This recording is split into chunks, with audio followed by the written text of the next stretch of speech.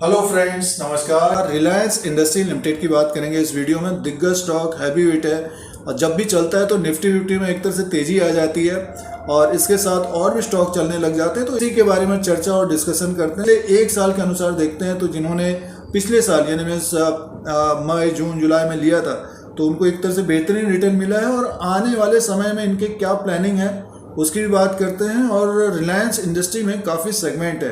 अगर आप निवेशक के तौर पे हम सोचें इसमें कि रिलायंस को लेना चाहिए नहीं लेना चाहिए अगले 5 साल के लिए 10 साल के लिए, तो डेफिनेटली निवेशक को सोचना चाहिए रिलायंस इंडस्ट्री का स्टॉक पोर्टफोलियो में होना चाहिए। थोड़ा सा समय लगा सकता है, जैसे कि सितंबर के महीने में, पिछले साल सितंबर के महीने में ये लगभग ऊपर की तरफ था 2370 के आसपास। उसके बाद थोड़ी बहुत गिरावट हुई इसमें 2000 और 1900 एक रेंज में घूम रहा था, तो अब की बार एक ब्रेकआउट भी मिला है। कंपनी का प्लानिंग है अगले 10 से 15 साल का और काफ़ी सेगमेंट है। देखिए 2016 में जियो आया था और एक तरह से धूम मचाया जियो ने, और उसी तरह से रिटेल में भी एक तरह से बहुत अच्छा कारोबार कर रहे हैं। रेवेन्यू भी इनका बढ़ ही रहा है रिटेल और जियो में।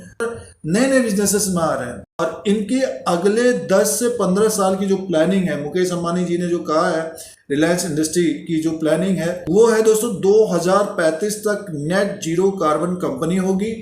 कंपनी की 2030 तक 100 गीगावाट्स रिन्यूएबल क्षमता सेटअप करने की योजना है। तो ग्रीन एनर्जी में रहेंगे ये, और टेलीकॉम में है ही है, रिटेल में है ही है, और काफ़ी कंपनियों का एक तरह से एक्विजिशन भी कर ही रहे हैं, पेट्रोकेमिकल में है ही है। तो बिजनेसेस भी काफ़ी हैं और काफ़ी सेगमेंट है। तो रिलायंस का स्टॉक निवेशकों के लिए आने वाले समय में भी और रिटर्न देता हुआ। इसका जो मार्केट कैप हो गया है 15 लाख करोड़ का हो गया। टीसीएस और इसमें कंपटीशन लगा रहता है, तो दोनों स्टॉक को भी अगर निवेशक रखेंगे तो आने वाले समय में अच्छा रिटर्न मिलेगा। बट निफ्टी 50 थोड़ा सा ऊपर की तरफ है, ध्यान ये भी देना चाहिए कि मुनाफा वसूली भी होती हुई दिख सकती है आने वाले समय में। इसका जो फेस वैल्यू है 10 रुपये का है और बुक वैल्यू पर शेयर है 1240 का, और ईपीएस की बात करते हैं जो 74 का है। और प्राइस परफॉर्मेंस की बात करते हैं, देखिए प्राइस परफॉर्मेंस अगर हम इसका देखते हैं तो पिछले 3 साल का रिटर्न एक तरह से 96% है और डिविडेंड भी कंपनी देती है, ये भी ध्यान देने वाली बात है। और 1 साल का रिटर्न है 13% का, क्योंकि सितंबर में इसने हाई बनाया था, उसके बाद एक रेंज बाउंड हुआ, ट्रेडिंग टाइप की हो रही थी, और अब जो स्टॉक ने एक तरह से ब्रेकआउट लिया है तो हो सकता है ये 2500 की तरफ जाता हुआ दिखे। और 3 महीने का जो रिटर्न है 8% का है।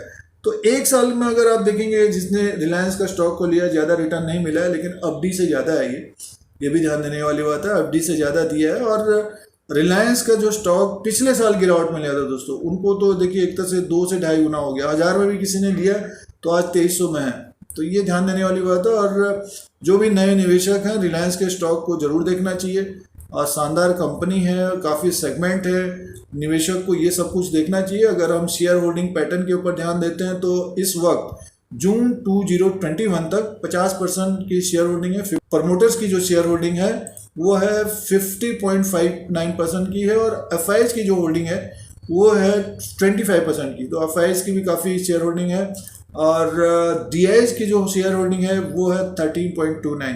तो एफआईएस और डीआईएस की काफ़ी है दोस्तों। और फाइनेंशियल की बात करते हैं, जून 2021 में 1,44,372 करोड़ का सेल्स था और नेट प्रॉफिट था 13,843 करोड़ का दोस्तों। तो देखिए 13,000 करोड़ 14,000 करोड़ इस तरह का तो इनका तिमाही प्रॉफिट रहता है। और सेल्स देखिए 1,44,000। पिछले साल जो लॉकडाउन हो गया था उसकी वजह से थोड़ी बहुत कमी पेशी थी।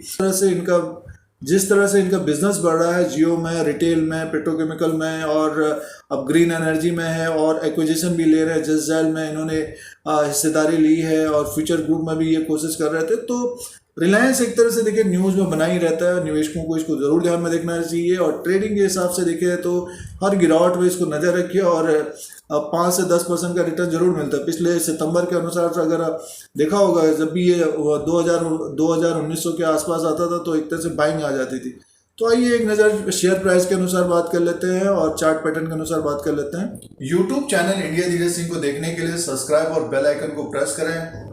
दोस्तों शेयर प्राइस के अनुसार बात करते हैं। ये चार्ट लगा हुआ है रिलायंस का, और देखिए अगर आपको ध्यान होगा पिछले साल 14/9/2020 में ये ऊपर की तरफ था लगभग 2,360 और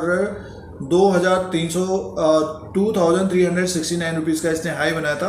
आज इसने एक तरह से देखिए ब्रेक किया है और ऊपर की तरफ गया है और ग्रीन कैंडल बना हुआ है, बुलिश कैंडल बना हुआ है ये।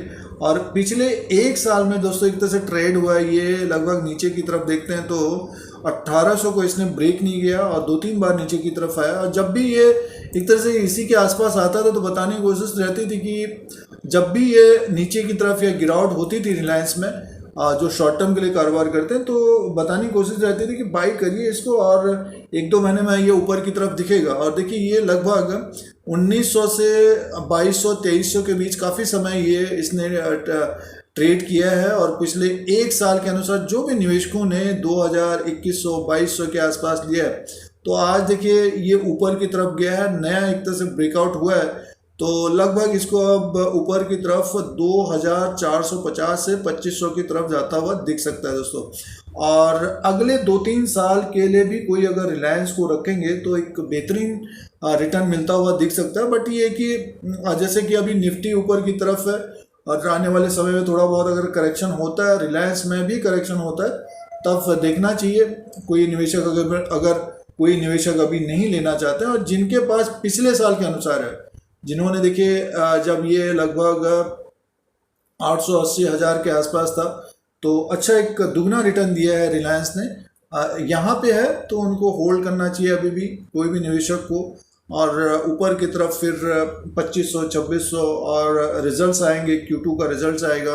अगले एक साल में हमें रिलायंस देखिए एक तरह से 2500-2600 के ऊपर ही दिखना चाहिए। और रिलायंस अगर बढ़ता है तो फिर निफ्टी 50 देखिए उसी के आसपास एक तरह से कारोबार करता है, फिर या तो फिर तेज़ी रहती है।